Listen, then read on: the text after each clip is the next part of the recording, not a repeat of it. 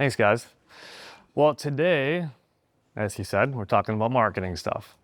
Anybody ever hire a marketer before and things just went totally downhill? Didn't work out at all? Yeah. Sure, we've been all there. Yeah, Yeah, I have. we've all been there before. So today, I'm just going to start off. I've got a lot of stuff to cover. I'm going to try to condense like 10 years of experience down into like 60 minutes. So we're going to try to give you guys a lot of actionable things that you can actually take action on this week, next week, not just marketing fluff or high level stuff, but actually like how to do some things. And so what's in it for you? I want you to take at least one thing that's going to make a significant impact on your restaurant. Take it home with you, take it and implement this with your team. But if you can just take one thing, I would consider that to be a massive win. So today I'm going to show you some marketing techniques that, number one, are easy to do, that actually work, and that don't take a ton of your time. So why would you listen to me? Well, I'm a pretty modest guy, but just so you know, I'm not some schmuck off the streets. To date, we've serviced about 3,000 restaurant clients who've generated about $500 million in sales for our clients. And as I mentioned, about 10 years in the game. Now, this is myself with my lovely girlfriend and future wife, Kelly, in the back here, with our dog, Howie, and Layla. And I show you this so you can put a face to my name and see me as not some random guy talking in front of you, but more like as a friend, or so you can identify with me. Maybe you have dogs, so you might think that that dog is cute, or both of them are cute. And I'll tie that into some of my marketing techniques I'll talk to you about as well. There's a reason I'm showing you this. So this is a pyramid, and we've tried to put all of our marketing strategies and teachings into like a way that's easily digestible. So what we have here at the bottom, obviously Donald and all the coaches, this is the 3P framework right here. Got the people, the product, and the process. So as long as that's in order, things are good underneath the hood, then you can start pouring some gas on the fire, right? You can start really getting out there and getting some more eyeballs in the business. So underneath this search column right here, we've got content, reviews, and optimization. This is going to be more elementary, kind of basic stuff. Although I do see a lot of restaurants that don't do the fundamentals well.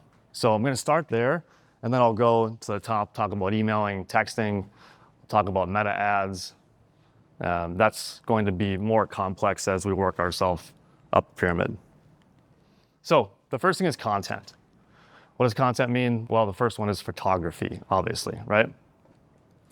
In my opinion, one of the most important or easiest investments a restaurant could ever make is in professional photography.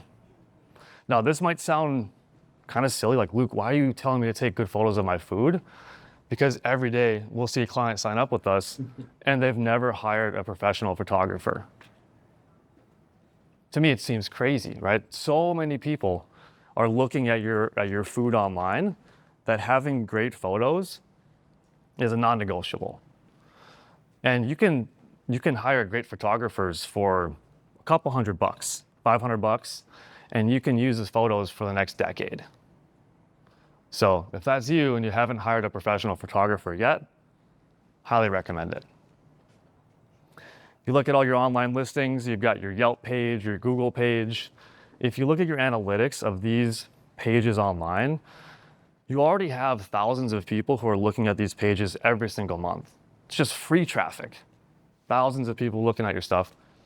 And what they're doing is they're window shopping, right? They're looking at you and probably 2 or 3 other restaurants online. And if they've never been to you before and you don't have photos that really wow them, chances are they're not going to come.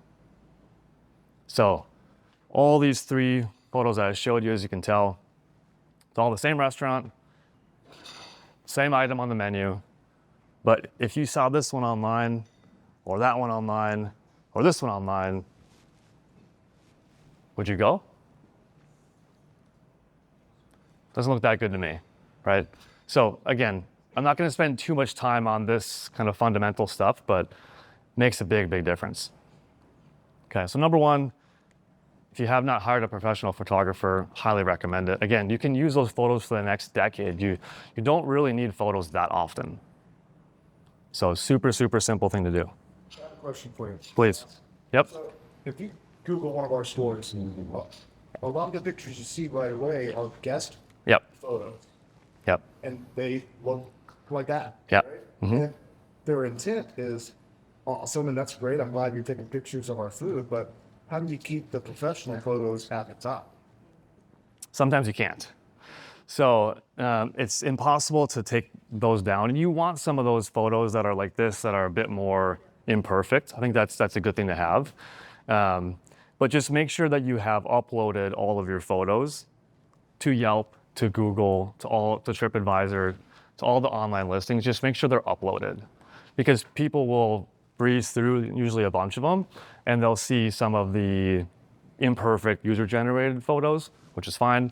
But just make sure all your 50 or 100 photos are also uploaded so they can see both of them. A lot of times we see that some of our clients will have a ton of great photos, but they forget to upload them. So it's a battle you can't really win. It's okay. I don't think it really matters if these photos are imperfect, but just make sure they're uploaded. You upload them every so often. You know, like say you haven't uploaded them in a year, you get to upload them. Yeah, I mean, I think whenever you've got new photos, just upload them whenever you have them. Yeah. So the next topic here is going to be the video content. The first one is obviously photography. The second one is videos. Now, there's a lot of ways to get videos. Again, in my opinion, with video, there's not really a right or a wrong. To just have some good videos. One of the easiest ways to get really awesome videos that's trendy these days is to hire a local influencer. And so you've probably seen on TikTok or Instagram Reels these videos that are 2 to 3 seconds long, and they're telling a quick story about the restaurant, maybe a voiceover.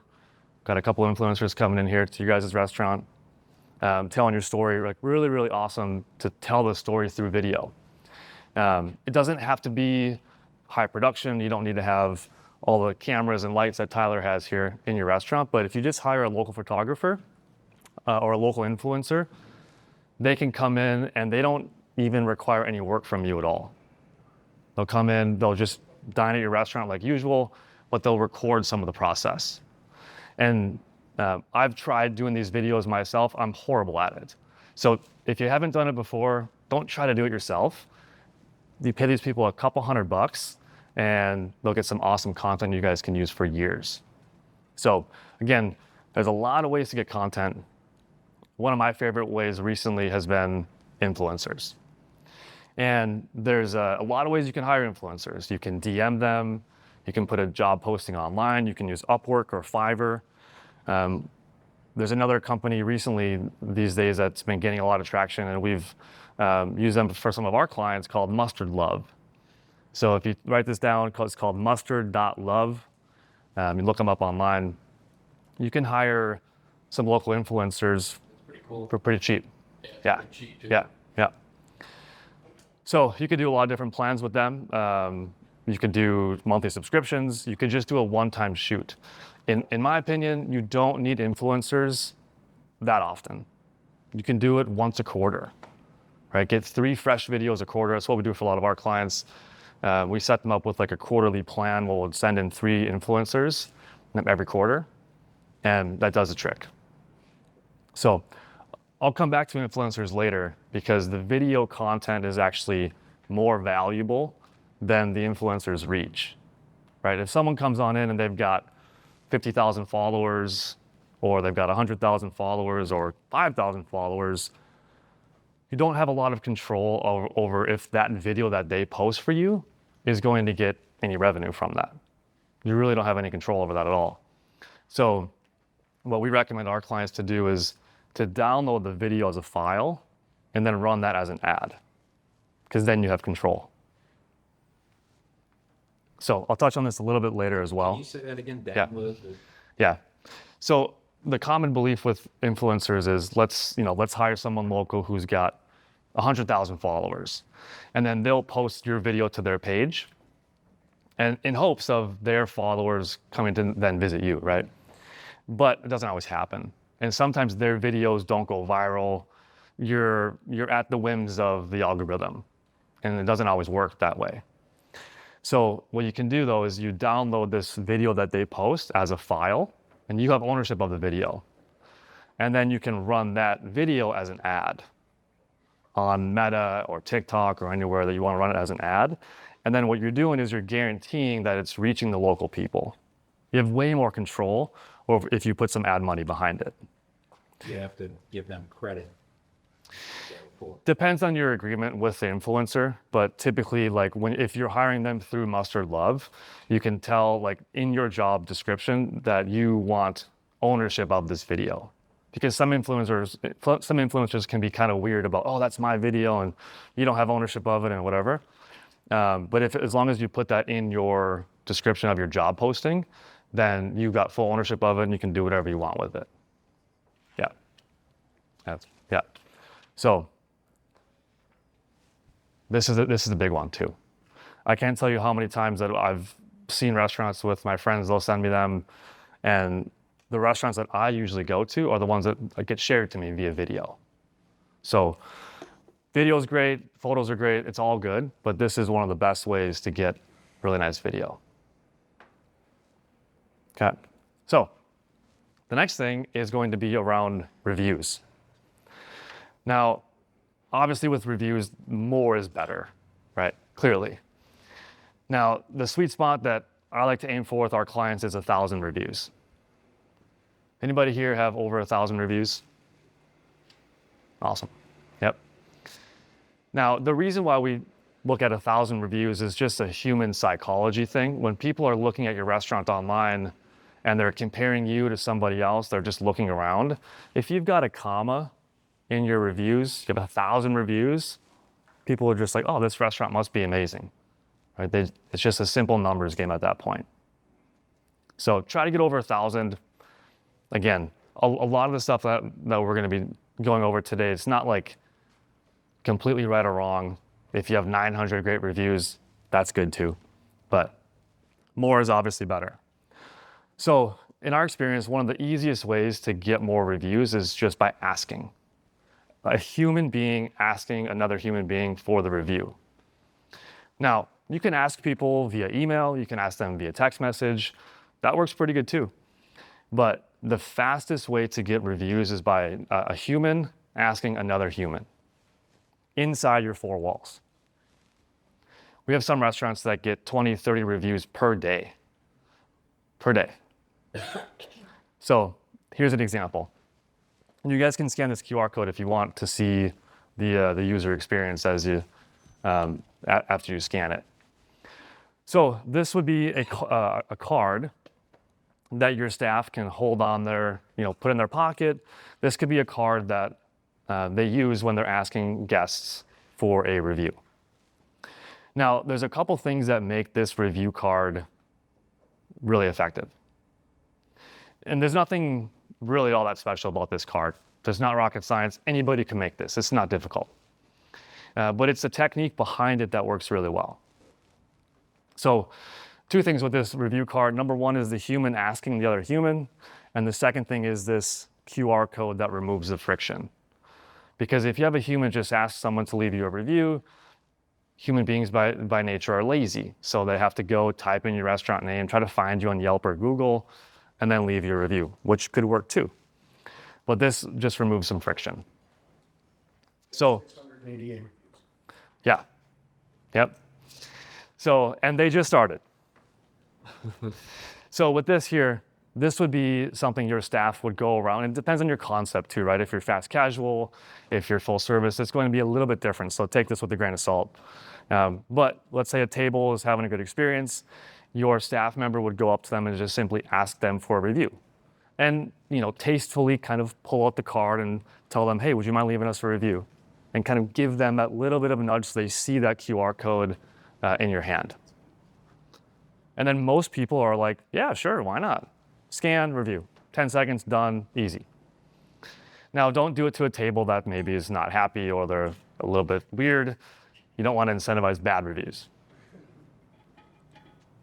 Okay. So this works really well. Yeah.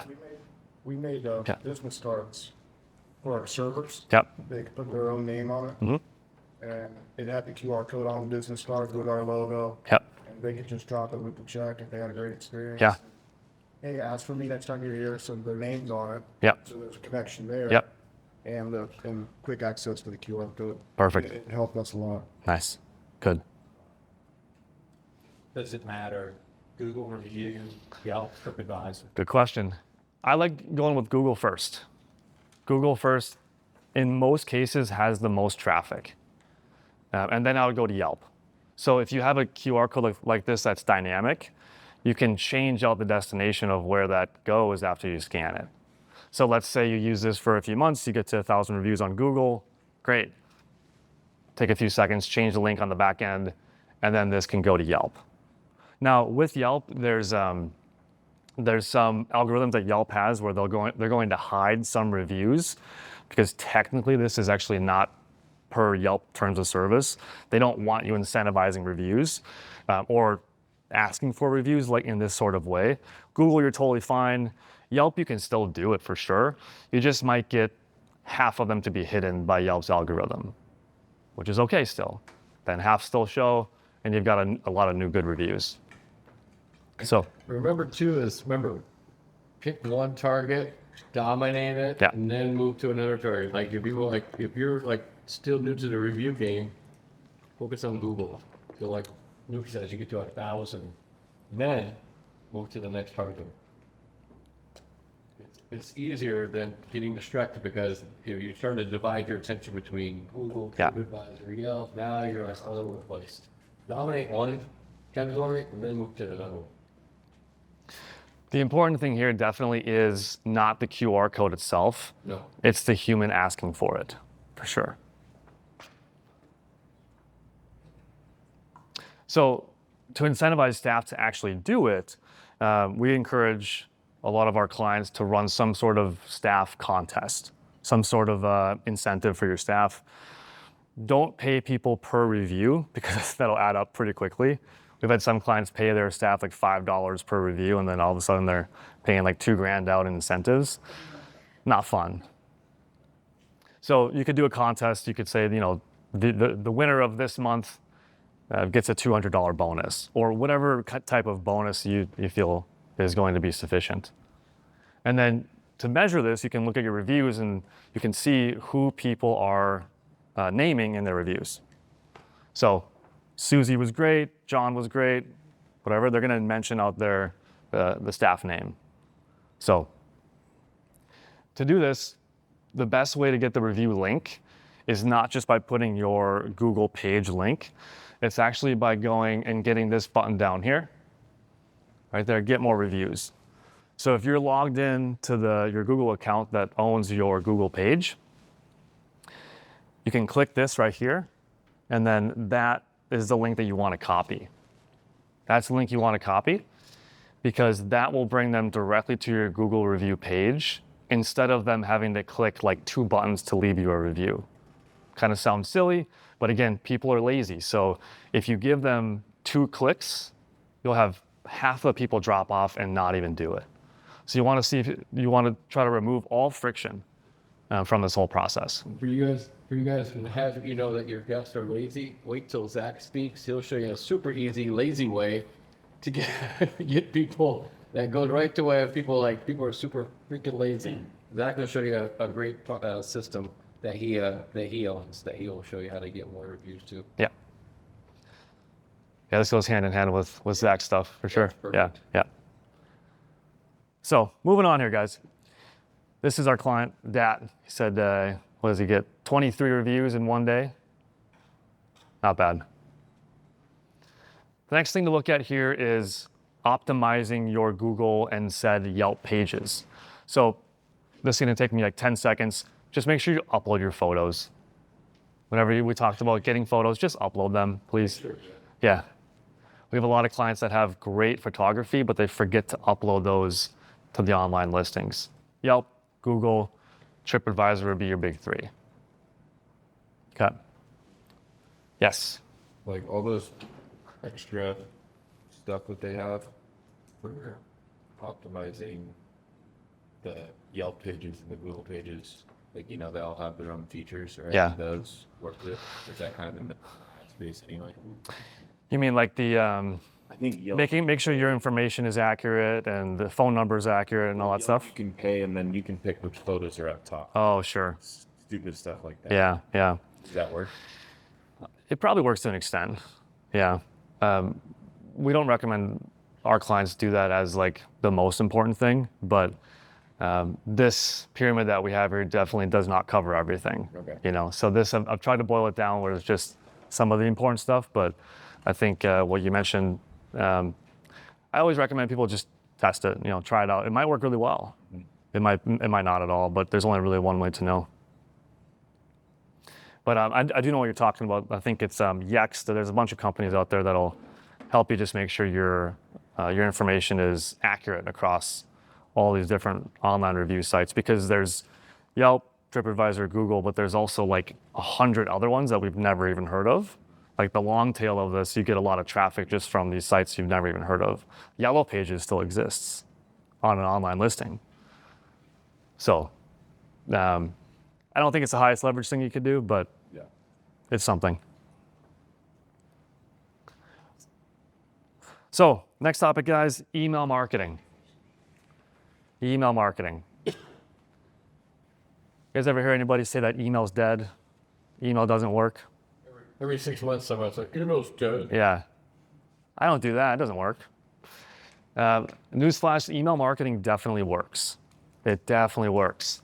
But as with anything, you have to do it correctly. You gotta do it the right way. So if email marketing is not working for you, you're probably not sending enough emails and you don't have enough subscribers. So this is just a numbers game. A lot of this stuff is just gonna boil down to math. Okay? Not sending enough and not your contact database is not big enough. 10,000 we see is that kind of that sweet spot. Now 5,000 is good too. 20,000 is even better. Just more is better. Okay? So when it comes to sending emails, this is again, this is going to be very subjective. So my opinion might be different than someone else's opinion. So just take that with a grain of salt. But what we like to do with a lot of our clients is just make sure we're playing some sort of offense. Make sure that we're sending often. So what we find, what you don't want to do is you don't want to spend all day and all night crafting the perfect email, doing a ton of crazy graphic design or artwork for a perfect email. Because the nature of email, the thing that works with email is just simple volume. You want to do a lot of email.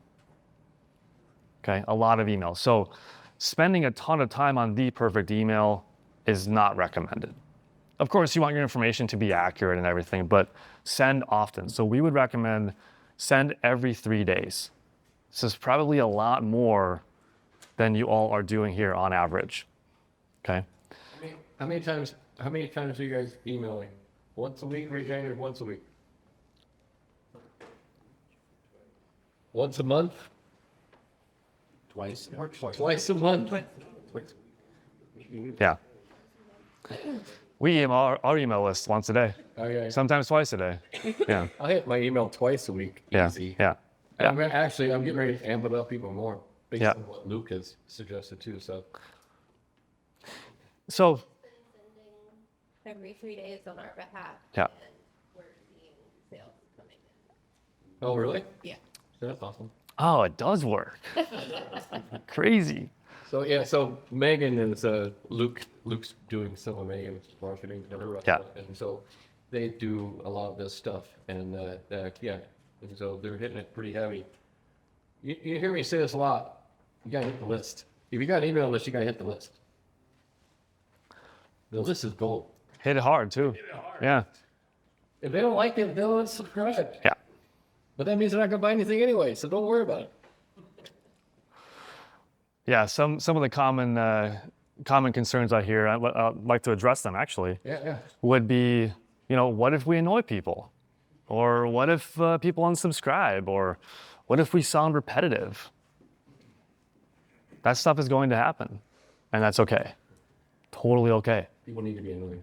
They need to be annoyed. Some marketers, Grant Cardone will say, he'll say he likes it when they unsubscribe Yeah. because they've acknowledged that he now exists. Now, I don't know if I'm that radical in my thought, but The template you use all the time? Like No. a simple template?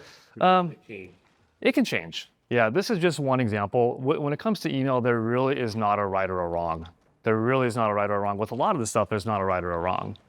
But one of the ways we've been doing recently with a lot of our clients is simple emails, almost like it's coming from a friend or a colleague. It's, hey, first name, a quick paragraph, here's a call to action button. Something super simple. And a lot of restaurants won't do this. A lot of businesses don't take this more personal approach, calling people by their first name. This is pretty common in like the consulting or the coaching spaces, but I think it can fit a lot of your brands. Your brand voice can fit this type of an approach. So again, I'm not saying you can't include an image. You can definitely include an image, but don't spend all day and all night crafting the perfect email, because most likely 90% of your list won't read it anyway. They might read the next one and the next one, and the next one. So for some of our clients, we've sent out memes. You know, a meme, super random, and it works pretty well. So always default to doing more than less when it comes to frequency. Some restaurants do it once a day. Hashtag write that down. Always default To more. More than. There you go. That's what you want. I like to say that you're never going to lose money inviting somebody into your restaurant. Hashtag write that shit down. Yeah. Bless you. Bless you. Yeah. So every 3 days, guys, You'll write more. send more often, just more frequently. Okay.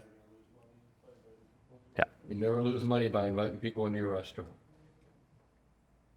And here's the thing, remember, people need to be told what to do. Oh, my favorite thing in the world. Yep. Okay.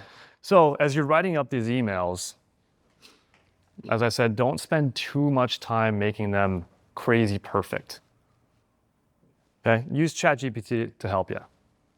Now, to make these sound not robotic and like it actually was from ChatGPT, you might have to give ChatGPT a little bit of information. Like, don't sound like a robot, or write this in Theo Von voice. Right? We've had some clients of ours, Neil out in SF, Longbridge Pizza. Oh, yeah, he's brilliant. We're writing their emails in a Theo Von voice. So if you're not familiar with Theo Von, very witty, sarcastic, dry sense of humor type of a comedian type of guy, and it resonates with their crowd. So you can use ChatGPT, tell ChatGPT to create you 30 different emails, 30 different subject lines. You might have to tweak it a little bit here and there, but then you copy and paste, you schedule them out. You do this once a month, and it'll take you an hour maybe, and then you're good. Okay? So, next topic is text messaging. Anybody here do texting? You guys text your list? You guys text. Couple? Texting works really well. Really well.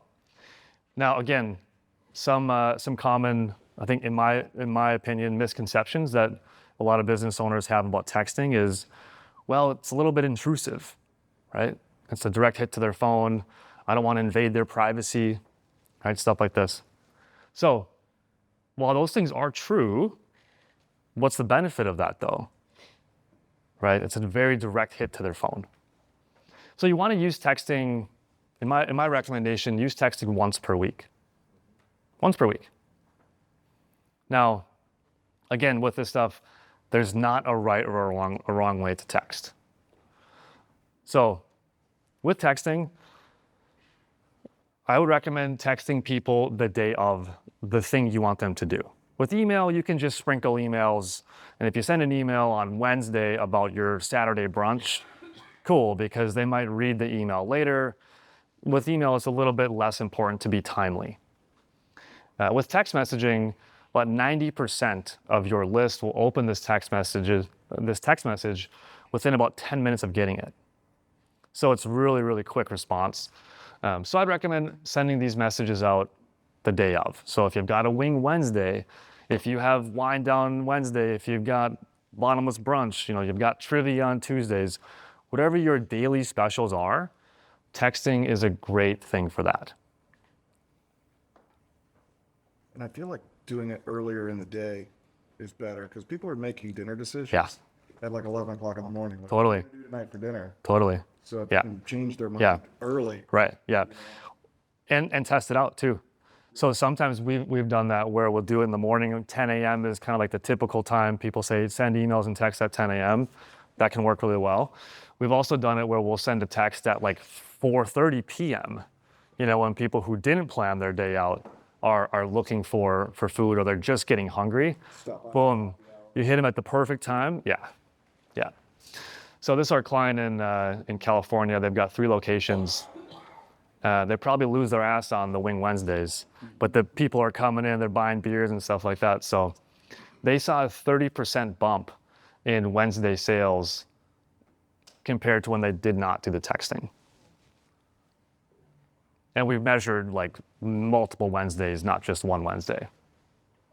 So when it comes to the texting, you don't have to do like the graphic design, celebrate, with the logo and all that stuff. You could just send a simple text. You don't have to have a picture. But I would recommend definitely doing a picture, but it doesn't need to be graphically designed. It can just be a picture of the food. So again, with this stuff, like sometimes less is more, just making sure you're not getting caught up doing the design of the things when it doesn't matter. Yeah. Quick texting works. There's a lot of ways to do database building. Number one is going to be through ads, which I'll show you here. There's a lot of ways. Through your point of sale, you'll have contact information as well. We also find that QR codes inside the restaurant can be a very powerful tool for collecting leads. So you already have a few thousand people coming to your restaurant every single month, and getting them to scan a QR code and leave their data with you is a big, easy way to get them back in and to build your list. We're going to talk a little bit more about how to leverage those QR code. That's Zach. So one of the things that we've also found is that if you're the best way to get the highest percentage of people to give you their data is to ask about their experience, not to ask them for their data. So if you ask them for their experience and you have all the opt-in verbiage, you can leverage that to market to them and let them opt out. But if you say, hey, join our text club, you're going to get a much lower percentage of people to give you their contact. So it's kind of like, take them on a first date before you go in for the kiss. Yeah, completely agree, 100%. Yeah, if you say join my VIP club or join our text list, our email list, your opt-in rates are going to be terrible. So do that. You could also do some sort of incentive, like an enter to win contest. Hey, enter to win a $100 gift card. And people scan the QR code to enter to win, and you announce the winner of that gift card contest once a year. Super simple and clean. Megan's doing that. Yeah. Okay, so that's a little bit about texting. Again, send text the day of. So on that Wind Down Wednesday, send that text the day of. Okay. The next topic here is going to be meta ads. So again, this pyramid that we've got here is not all encompassing. There's a lot of other things that go into marketing advertising, but this is the highest leverage stuff, in my opinion. You might talk to a different marketer, they might tell you something completely different. And I'm not wrong and they're not wrong. So this is just, it's all based on personal experience. For our clients, we find some of the best results on Meta, the most consistent results on Meta. So of course, that's Facebook and Instagram. Okay, so I'm going to show you 4 or 5 different ad types that you can do, and I've put them with screenshots, so they're pretty actionable, and I'll show you some of this stuff. Okay. Before I go into some of the details of how to set up these ads, and by the way, you'll get a PDF of this after the presentation. So I'll give you a QR code. You can scan and download it. So don't worry about taking photos of it. I'll give it all to you. So quick question, guys, for anybody. Have you guys ever launched an ad campaign and it didn't work? Anybody launch an ad and it just sucked? Yeah, all the time, right? So I want to cover a couple of fundamental truths about advertising. And I think a lot of business owners get this wrong. It's all about how you approach this. Okay? So marketing is like baseball, right? Marketing is a losing game. It's a game of failure. It really is. So in baseball, if you get a hit 1 out of 3 times, it's a pretty good batting average, right? But you're still failing 66% of the time. There you go. Yeah, you'd be a Hall of Famer. So marketing is like baseball in where most of your campaigns that you launch will fail. And so you just have to make sure you kill the losers as fast as you can and then scale the winners. So I've heard from a lot of restaurant clients, well, my Google ads don't work, or TikTok doesn't work, or Meta doesn't work. Well, maybe that one campaign didn't work. Maybe that one week was weird, right? So when it comes to paid ads, and this is going to be all around paid ads. So when it comes to paid ads, you have to take a look at the picture as a really long-term game. You want to have some short-term proofs, obviously, that this stuff is working. But if you don't look at it from a 30,000-foot overview, you'll never make it work. Okay, so a couple things here about Meta. Just a couple guidelines. Number one is don't boost a post. Anybody here boost posts? Yeah. So boosting posts is not going to hurt you by any means, but it's just like kind of Facebook's trick to get you to spend money on their ad platform. It's like it's a beginner's way of advertising. Right? It's the easy button. So again, there are some features on there, and boosting posts can actually work. I've heard from a lot of clients that boosting posts has actually helped them promote their daily specials or whatever's going on. But don't do that long term. Okay? If you're going to do real ads, use Ads Manager. And you can run ads indefinitely. You can run ads for a very long time as long as it's working. Like you can run one campaign for 18 months straight. We've ran some campaigns for some of our restaurants, and we haven't touched the campaign for 2 years, and it's still going and still producing.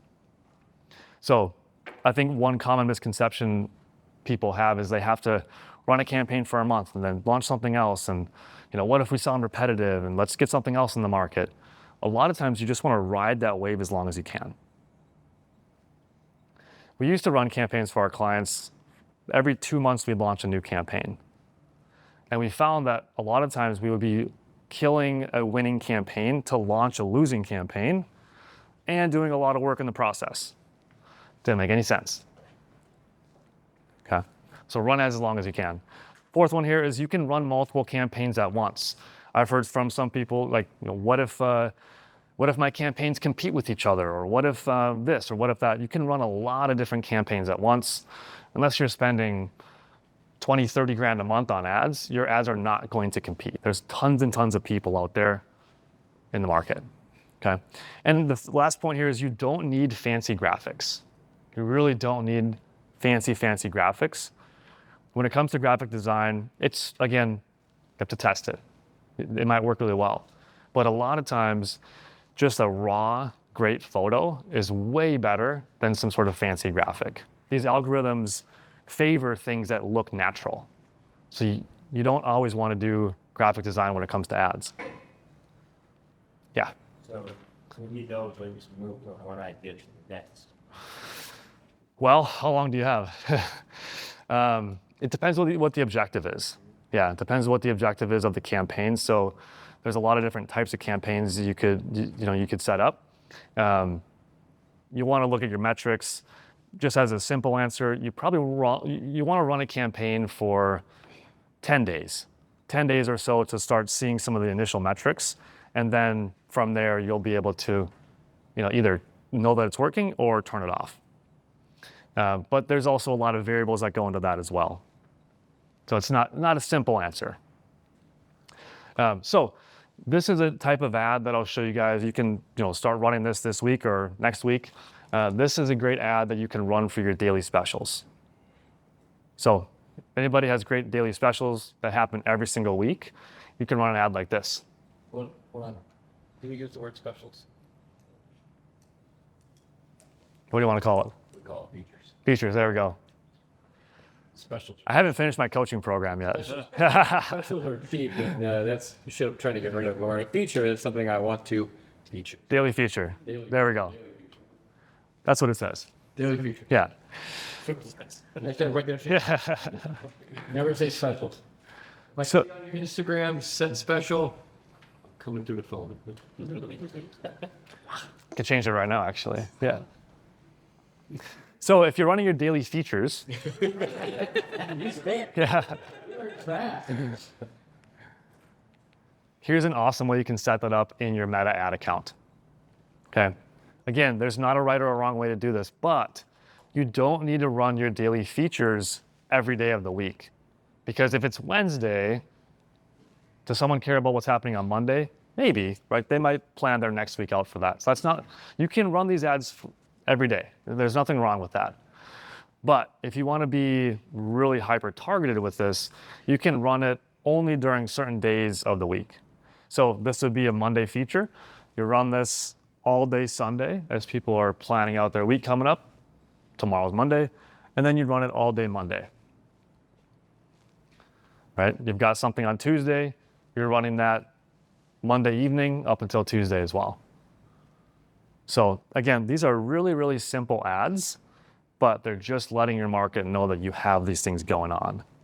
A lot of our clients want to promote these daily features because the weekday sales are lower typically, as we all know. And so that can really help boost overall profitability. So to unlock this scheduling feature in Meta, you have to run a lifetime budget. You cannot run this on a daily budget. I don't know why Meta does that, but it is what it is. So you can set this up to run over the course of, let's say, 2 or 3 months, set a lifetime budget, and it'll only show up on people's phones during those days you select. Okay? And this is getting a little bit more complex as we go. As you're setting up your ad account here, at the very top, you have Prime Rib weekly feature. See it says feature? And then on your ad sets where it says 10 mile and 3 mile, that's your ad set. So those are your different types of targeting. That's where you want to do your different types of targeting. I could talk with you guys for weeks about just this screenshot, so I'm going to breeze over it just a little bit here. But when you're running your ads like this, you want to have different layers of targeting. You probably want to target a 10-mile radius. Depending where you are, you might want to do 20-mile radius. You want to do a 3-mile radius, so you guarantee that those people who are closer to you are actually seeing your ads. And you also probably want to do a zip code radius as well. So that's the most hyper local you can get on Meta is a zip code targeting. And that's obviously those are your most valuable prospects. They're right next to your restaurant. So definitely test different types of targeting. And the destination that I would recommend when you're bringing people to click on an ad like this, again, there's not a right or a wrong. You can bring them to your website, but you can also bring them here to Google Maps.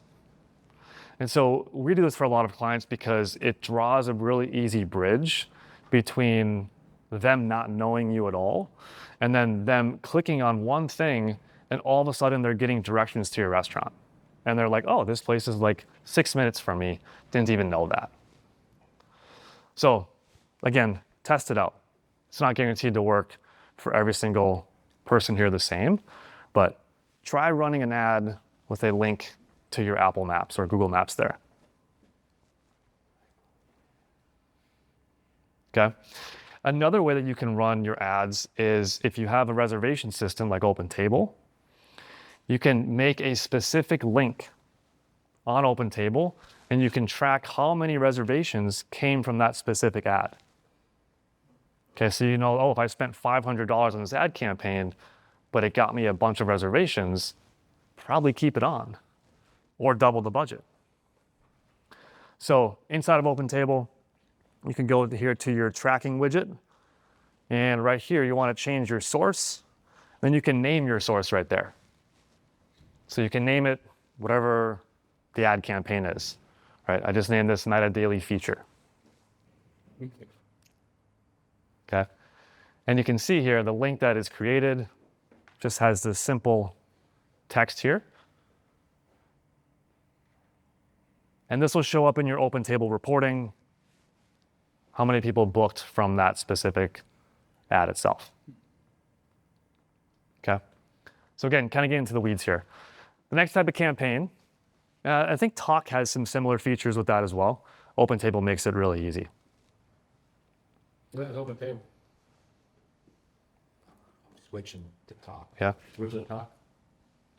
The Talk has the same similar stuff. Yeah, there's ways to do it across multiple platforms. Expensive. Yes. Yes. Oh yeah. Yeah. OpenTable is super expensive. Yeah. OpenTable used to be the cheap alternative. Yeah, not anymore. Oh, well. So the next ad here is a birthday campaign.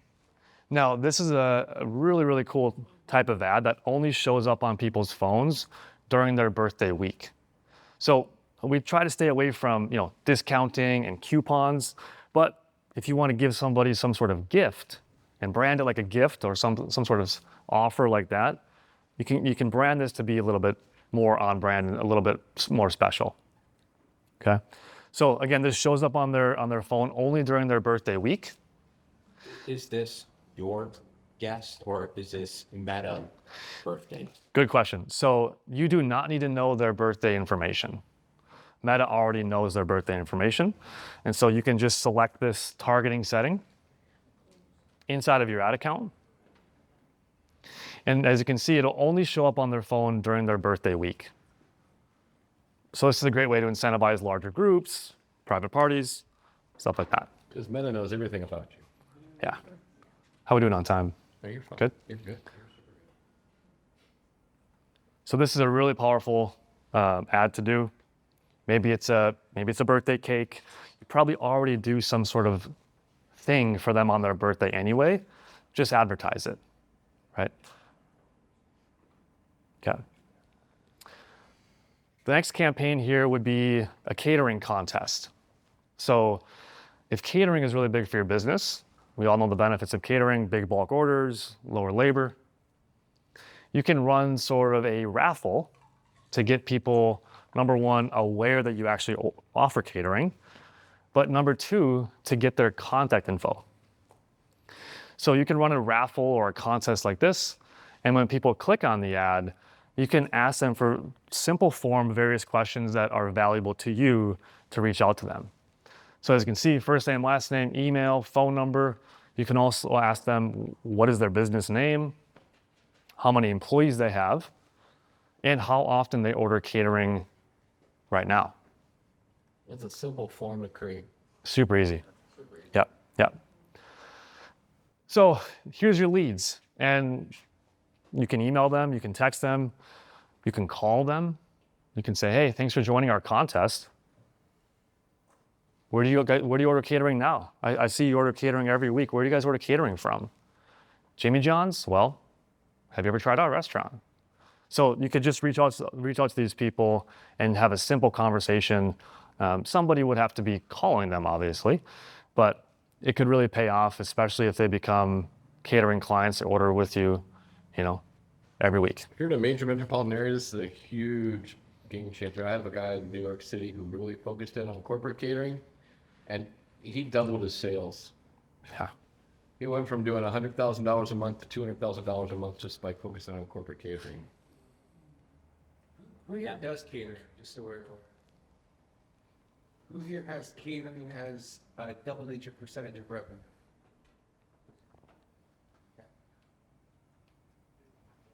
Now, is this going to everyone? Or You've got great questions, man. I love it. Peter's on top. Yeah, you're on top of it. So you read my mind, actually. So this ad is actually only targeting people on a radius. We didn't do any specific targeting towards business owners or people who have certain titles in their profile, you can do that. You can target demographics that way. So how do I target to somebody when Facebook is listening to them and they're like, oh, I wish Yeah. I knew somebody who could do catering. So how do we get that? Yeah, well, your phones are listening to you. So if you're searching on Google, if you're searching, or if you're just talking about things, you can't necessarily click a setting to do that when people are just talking about it. But the algorithms are really good these days, so they just do it automatically. Right? They do it automatically.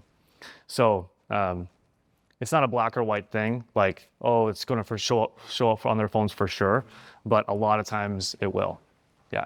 If you can set that up to look for people who are interested in catering, You just the radius. there's a couple ways to do it. You can target people based on their interest in catering things. It's also something you just have to test to see if it works. The nice thing with testing things is you don't need a huge budget. You can put $100 on a test and just kind of see what works with the ads. But with this specific ad, we didn't target anybody specifically with demographics. We just did like a 3-mile radius, and we let the ad do its own targeting. So because we said for your business, It's going to select you. it resonated with people who have businesses. And if they don't have a business, they scroll right past it. And then the algorithm kind of learns, oh, these people are clicking on my ads, and it'll serve like-minded people the same sort of thing. So we've actually ran some ads for our company and didn't target anybody, literally just targeted the whole world. And then restaurant owners would book calls with us. Super weird. You know how there's like those Sweet 16 parties? I have a guy in San Antonio, he's he niche caters a lot and it does like the Sweet 16 parties, and he'll do something like this and say, you're looking for a caterer for your next, quinceañera, and then he'll put that out there and he'll get tons of stuff, but because his ad's already targeted, he's already saying, looking for this for. Right. Yeah. Yep. So I don't always recommend targeting the whole world for your restaurant ads. But point is, sometimes with the targeting, you can restrict the algorithm and it doesn't work out very well. So a lot of times we just recommend just do the radius of 1 mile, 3 mile, 10 mile, and that usually will do the trick for you already. Okay. So to set this up, there's a bunch of ways to do it. One of the easiest ways in your ad account, again, I'm going to be pretty technical here with you guys, is select the leads campaign objective. And whenever Facebook tries to give you a shortcut, like the top one, hey, do this campaign setup instead, never do the shortcut.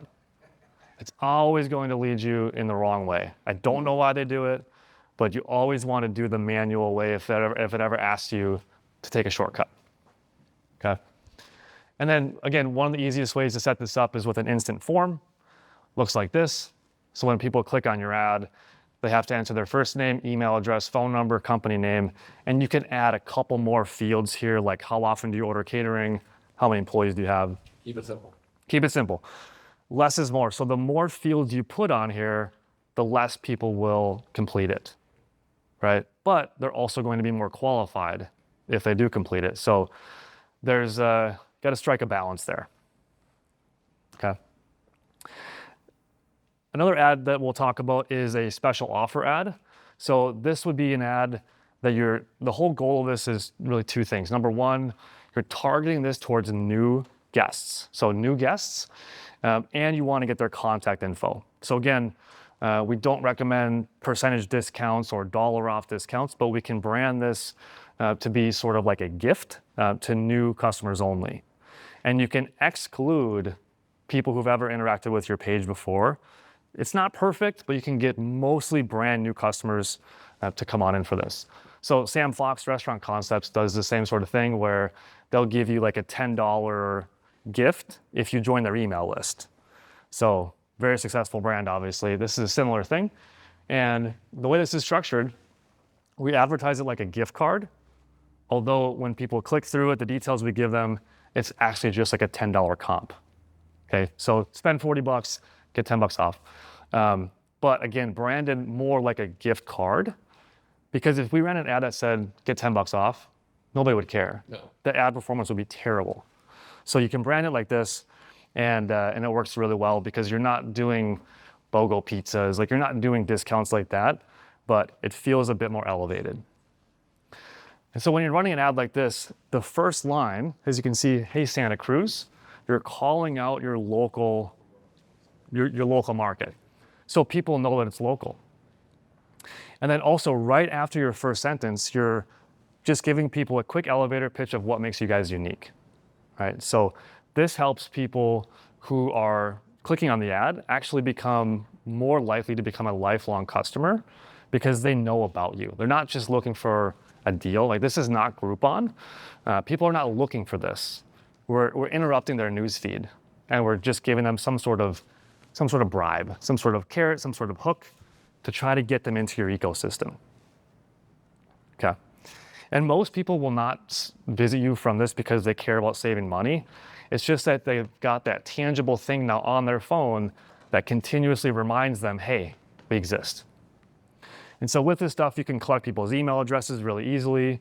We can collect their phone numbers, to your question before. Okay, you can track if they visited. There's a lot of really powerful things you can do. And then you can use those emails and those phone numbers for remarketing. Okay. The next one here, I think this is my last one as well. The next one here is video ads. So we talked about influencers before, about why getting videos is really important, right? It tells your story really, really in a special way, right? So Andrew and Kevin, Swahili Village, you guys have an awesome story. It's kind of hard to tell that story through just written paragraphs or photos, but through videos, people really read that and they consume that and they listen to it, right? So these types of ads do really well. Again, if you're hiring influencers, the best part about an influencer is not their network. It's that you own the video and then you can run the video as an ad. So with this, you can see that this is a restaurant of ours in California. And we hired influencers to come in there. See this second one here, 25,000 views locally. Great. I don't really care, to be honest, because some of those viewers, they might be in Florida. They might be in Maine. I don't know where they came from. But we can look at the data, but again, we don't have control over that. So the best thing that we can do here is download the video as a file, run it as an ad. And same thing here again, as we brought up before, the link, you can bring them to your Google or Apple Maps page. And you can also bring them to your OpenTable reservations or Talk or whatever program you use. You can see here as well, I've changed this, the source. So instead of saying, what was it before, whatever it was before, it now says Meta Video. And so you can look in your OpenTable account and you can see what ads are actually generating reservations. I think I do know what it said before. Daily special. Daily features, there you go, yeah. Okay. So again, you turn off the ads that are not booking reservations, you keep the ones on that are, and you can even double the budget and scale them. So that is the end of the presentation, guys. This on the left-hand side, you can scan that to get a copy of what I went through today. On the right-hand side, there is a free trial of our webinars and community. We do webinars every single week. Every Wednesday. Yep. And open for questions. Yeah. Lots of questions. Come Typical on. ad spend for a Meta ad like shows Depends on your location. Yeah, where you're located. Baton Rouge, Louisiana. As a standard, our restaurants usually start at about $500 a month on ad spend. Per ad. So if I'm gonna run birthday, catering, and special offers, 1,500. The budget for ads is completely, there's a lot of nuances that go into it, so it's completely up to you on what you want to spend. Some restaurants spend $500 a month, $1,000 a month. We have some that do $3,000, $4,000 a month on the ads, but as a default, I would say the average is around $1,000. You know, different people, the NRA recommends, 3-4% on advertising of your overall revenue. Yeah. So my recommendation when it comes to ad spend is, in a way, the more the better, right? But you don't have to dump a bunch on it right away. Spend $500, spend $1,000 on it. Once you find out it's working, then you can scale it further. And there will be a point too that you'll hit diminishing returns. You don't need to spend $20,000 a month on ads because your market is not 30 million people. So I'm not sure how the whole meta ad thing works, but I put lifetime budget $500, check it in 10 days, see if I'm getting anything, compare it to my other ones. Right. Then I can cancel it, move the money, Essentially. something else that's, Yeah, essentially. Yeah. and Meta behind the scenes are just gonna keep giving me new people or sending it to new people to make it. Yeah, exactly. Yep. And you'll want to make sure that you've got someone running this that knows obviously what to do, and there's a lot of nuances behind the scenes. So I've tried to boil it down to be really simple here. It's not as simple as I've presented, but for the most part, yeah, you can start with the budget and then scale it up or scale it down from there. Yeah. But to summarize my short answer question, $500, $1,000, and then you can figure it out from there where to go. Start small, Yeah. measure it, and then adjust. Yep. And then increase the frequency. And the problem a lot of people think is they just dump tons of money into ads, but the ads are crap, Yeah. and then you just waste a lot of money. So start small, Yeah. measure, and manage it, and then tweak it, and then you can throw more money. The nice thing with Meta is you have a lot of control. So you can do a lot of A/B testing. You can pull back budget. You can dump more on it. It's not something you're just committed to. Like with a TV ad, you spend $5,000 on it. It maybe works, it maybe doesn't, and then that's it. Yeah. Yeah. So Restaurant Growth is your guys' company together? Yep. And then is it basically encompasses this philosophy, and then you guys are a marketing firm for restaurants? Yeah. Exactly. Yep. So a lot of this, I don't need to learn Meta. I can hire. You don't. Yeah. You could hire us to do it if you wanted to. Yeah. Yeah. Yeah. Yeah. So restaurant growth is basically a partnership. So again, I could plug you in my original accelerator program. The restaurant growth is basically people who sign up for restaurant growth in the coaching program. Some people do the coaching program, some people do the marketing program, some people just do marketing with Yeah. Lucas' team. There's no one size fits. We can customize to whatever we want. With the restaurant growth part, as far as with the coaching part, you get coached not by me in the restaurant growth team. You get coached by one of my certified restaurant coaches, and they do calls every other week with you. Yeah. Whereas OG people, they coach with me personally. Right. Yeah. So we've got marketing, done for you marketing services. They've got Yeah. a whole team Yeah. that will actually run your ads. They'll send the reports every week. Yeah. Adam, you use restaurant growth, right? Yes, we do. For marketing, right? Yeah. I know Megan does too. Yeah. Neil, who's Longbridge Pizza, he's in my coaching program, but he hired Restaurant Growth to do the marketing for him. So there's some people that, like Megan's the same way. Megan's in my original accelerator program, but she hired Restaurant Growth to do the marketing. And specifically spending ad space. Their Organic focus growth. is they're the paid ad team. Okay. Yeah. Pretty much. I say, Yeah. I want you to learn the organic game, because when you go to the paid game, Luke and his team can make it very profitable for you very fast. If your organic game is good. Yeah. Yeah. Starting with the organic game, you got an email list, you don't even hit the email list, you don't do the basic fundamental marketing stuff, you're gonna waste money. Yeah. So it's better to get your shit together. Yeah. Have Luke and his team kind of dial it in and amp it up for you. Yeah. Yeah. So basically, all the things that we went over today are services that we provide for our clients, either in a done for you format. We recently launched more of a done with you format as well. So if you wanted to acquire all these skills, myself or my team would meet with you on a regular basis and walk you through actually how to. He would coach you on marketing. Yeah, marketing coaching basically. Yeah, if you have a big enough team, you have someone on your team that you want to train, Luke and his team could train someone on your team to do the stuff like his team. Right. So instead of us driving the Lambo, we give you the keys and you can drive it. And you learn how to. Yeah. This is the time to ask questions, people. How long do you recommend letting an ad be before you tweak things or read the information, like with knowing how it functions? Depends on the metrics. So it's all going to just boil down to the metrics of it. So for example, let's say we're running a campaign and our target is $1 per lead. If we see that the lead cost is increasing, which would be bad, we want our lead cost to be low, right? So if our lead cost is going up and up and up and up, then we might try to rework something. And it's not always reworking like the overall campaign of what it is.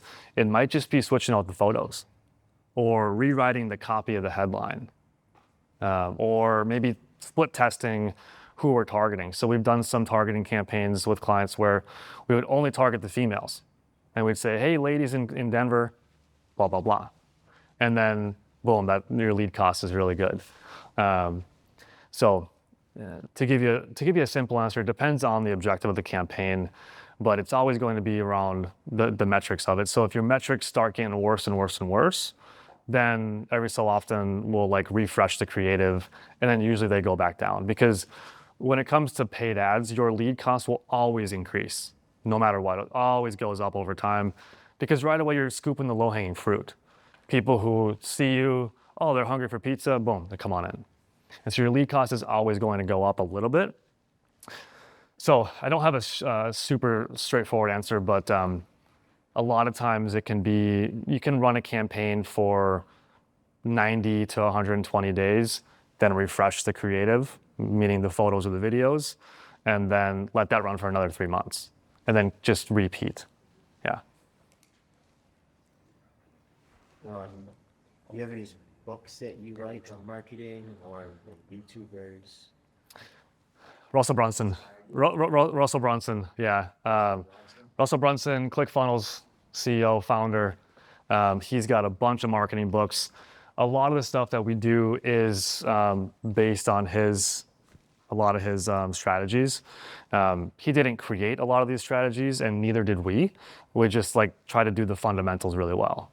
So you could look up Russell Brunson. He's got a bunch of books. He's got, I think, 8 books or so, and a lot of them are just based on direct response marketing. So how to write ads, how to write ad copy, how to do email follow-up. I mean, Russell Brunson will email his list probably 3 times a day, you know? So those are a few books I like. Donald Miller also has some really good books out there too. Donald Miller is really good about Build the Story brand. He's yeah. good. He also has like Marketing Made Simple is another great book. Donald Miller has that one out. Yeah, all the Russell Brunson books are great. Donald Burns. Donald has a few books too, I think. So this was digital only Yeah. marketing. Yep. How do you think about, an integrated campaign where you're also keeping in mind what you're doing offline so they work together? Yeah. That's one. And then 2, organic one-on-one. It's a great question. Gotta test it. Gotta try it. I don't think that it's as easy to say that something works and something doesn't work. I think it all works to an extent. So we don't do a lot with offline, but I do know that a lot of restaurants do have a lot of success with it in certain markets. I think it all just comes down to like trying it out and then figuring out what the ROI is. So, for example, you might do mailers and you might mail 10,000 homes and then see how many people come in from that. Depends on your market. Yeah, it might cost you $2,000 to do that. Then you spend another $2,000 on meta ads and see which one works better.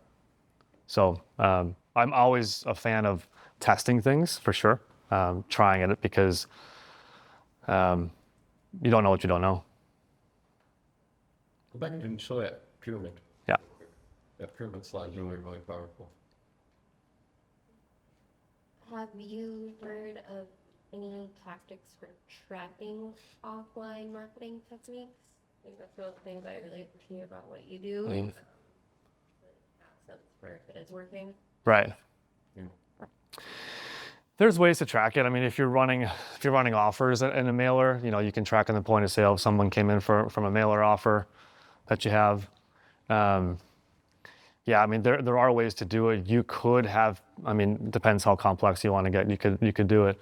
You could have people check in with some sort of QR code, and on that QR code landing page, you could pixel them and then track that they landed there.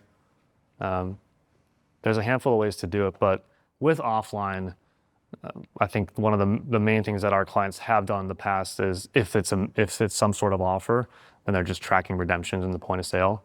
Otherwise, with offline, it's more difficult to track it. Unless anybody else has different experience, I'm happy to have people chime in. Yeah. So if you notice the pyramid, it's very similar to like what we, I love frameworks. The TRC method is a framework. Everything I teach is a frame within a frame. But if you notice this, what's the base bottom? 3P. 3P framework. Unless you have the 3P framework dialed in, do you really want to start escalating up the pyramid? Right? And I would put parameters here for everyone on the team, in this room. So if you're at 5% profit or less, you really want to focus on content review. You want to really focus on that middle thing, right? You really want to focus in on getting your content right, increasing your content, increasing your frequency, getting better pictures, hiring like maybe a pro to come in and do some photography, do some video work and things like that, right? You want to really focus in on dialing, get those reviews amped up, because that's going to give you good recognition right away in the market, especially if you get 1,000 reviews or more, and then optimizing your search. So if you're at 5% or less, you really want to dial in on that middle part. Now if you're at 8 to 10%, you want to start playing into that top range. You want to start playing really into the email text marketing, to start dabbling a little bit in the meta. And if you're at 12% or above, you want to go all in on meta. I mean, now you're ready for the big leagues. Yeah. What your philosophy on Meta over Google AdSense? Why do you just cost per acquisition, or? It's a good question. We've had just more consistent results on Meta, just consistency for clients across the board. Now I know that Google can work really well too. So I left Google off of my slides here, although it's definitely can work very well. With Google and Performance Max and campaigns there's some really nice features that Google has around store visits, where you can actually measure and track if someone comes into your store as a result of seeing an ad on Google. But we've just found that the metrics are all wonky. Like they're again, in our experience, they're not accurate. We'll have cost of acquisition of like 80 cents per guest, and we'll spend $500 and get like thousands of people to visit. It's like, we didn't really see that actually happening. So Google has said that they have their store visit tracker campaign is an estimate. It's an aggregation of a bunch of different data. It's an estimate at best. So Google definitely is a big tool to use as well. It's not our most powerful tool that we use for our clients, but that doesn't mean that it can't work. Yeah. And is Meta Analytics a better? Yeah, I'll spend a few grand and I'll have 50,000 get directions to know I Right. have 50,000 people. Right. Yeah. Yeah. But is Meta, their analytics are more a realistic take on what you're. Yeah, they're spot on. Yeah, because with Google, there's some details that need to be defined, because you can set up your campaign to, like you said, to get directions. Yeah. And then the reporting will say, oh, we got 50,000 customers, but no, it was actually just 50,000 clicks. So there's, and again, I don't think that Google is bad by any means. It's just about measuring the right thing. But my thing is just consistency. So it's just been easier and more consistent and faster turnaround time, where in the first month of launching a campaign, we know pretty quickly like how well it's going to go. Yeah. Does that help? Yeah. Yeah. So what about SEO optimization? So SEO is a long-term game. So when it comes to SEO, the word can mean a lot of different things, but SEO, like as the actual term of SEO, you would have backlinking and articles written about you and just like tons and tons of content out there, and usually takes about 12 to 18 months to like actually start picking up some steam, but it can work well too. So we don't do it for a lot of our clients just because it takes so long, and you can just get better results, I think, with other things. But there are some easy hacks that you can do with SEO with the whole review card thing. So, we talked about the review card where you would have people, you would have your staff asking for reviews. So if your staff is asking for a review, you can have your guest say the name of the item that they ordered, like my pizza was amazing, or my Caesar salad was so good. And if they say the name of that menu item, you'll start showing up more on local Google searches. So if people type in pizza, and even if your restaurant doesn't have pizza in its title, you'll still show up on searches more often because you have a lot of reviews about it.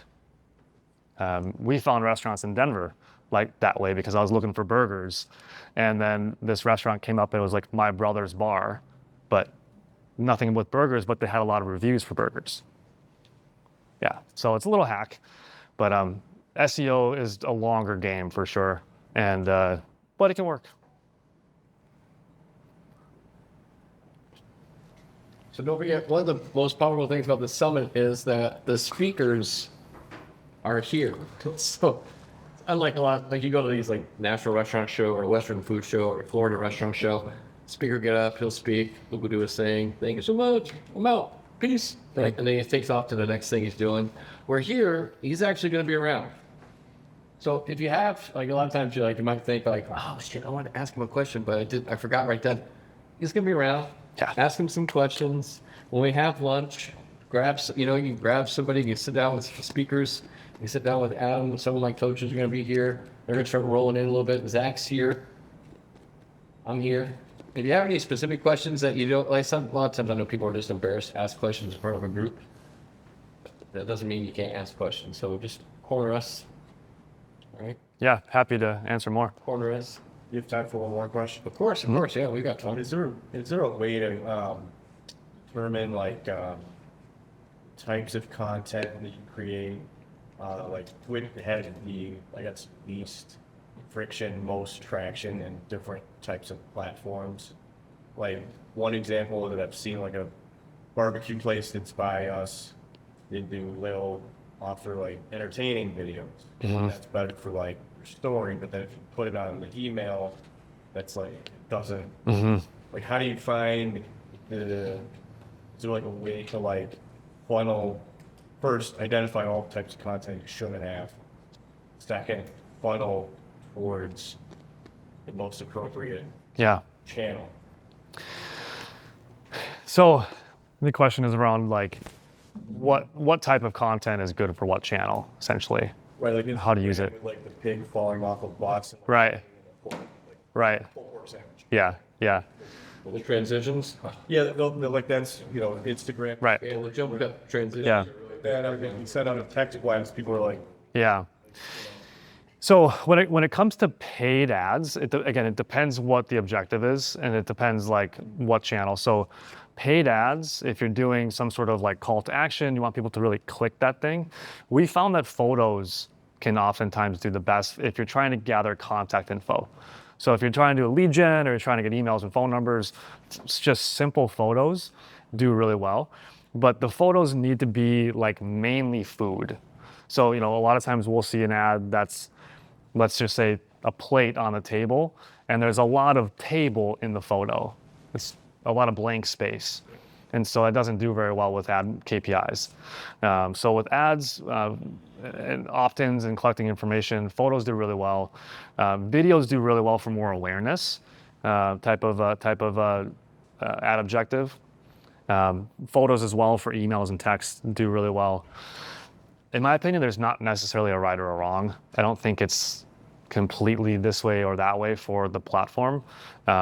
Sometimes doing the opposite of what people are doing actually works the best too. So I don't see a lot of people sending links to Instagram Reels in their emails, but that could work really well. So another thing, and then I'll shut up. One of the things I think works really well, but I don't see a lot of people doing it, is being the face of your brand. And if you're gonna text somebody to come on in for Taco Tuesdays, then what better to be personal than to do a little selfie with a plate of tacos right here and say, hey, come on in. So some people might get oof, that sounds horrible, to be the face of the brand. But there's so many restaurants out there, right? There's so many restaurants where if people can just associate you as a human to their restaurant, you're gonna get way more responses. So it doesn't always need to be you, it could be your team, but sometimes the more imperfect the marketing is, the better, because it just feels more genuine. So if you did a selfie like this, said, hey, come on in for dinner, you have to say nothing specific at all. Just say, hey, here we are, we got some awesome, pasta or whatever, and that can work really well. Simon Sinek says it best, people don't buy what you do, they buy why you do it. Everything in your restaurant has a story. Your job is just to tell the story. So in your members area, in your accelerator program, you have a marketing thing called the restaurant marketing machine. The most powerful module in there is the 13 emotions of marketing. You need to tap into more emotions. Most of you just play the food and beverage card all the time. And just the problem is, every other restaurant in your market is playing the same card all the time. So you want to show more depth. Show some humor, show some nostalgia, show some trivia, just make it interesting. And you know me, I'm a huge believer in put a face in your place. I like that your pictures of food are beautiful. Having someone eating the food or showing the food, that's more powerful to me because I can see emotions, I can see a person behind it. Make your brand personal. Chefs are the worst, trust me. Chefs love to put fucking pictures of their food up all day long. God damn. And they're beautiful pictures. Trust me. I stalk all you guys on Instagram. Some of your pictures are beautiful, beautiful food. I want to see more. Tell me more stories. Why should I come to your place? If you can answer that question, why should I come to your restaurant? That's the marketing right there. Yeah. We got good food. Everybody else has good food. Big deal. Just something different. Yeah, just tell me why. Tell me why I should come to your place. Why should I drive past the other restaurants in town to come to your place? Anything else? Any other questions? Questions? All right, we're going to break for lunch. There should be lunch outside. Today,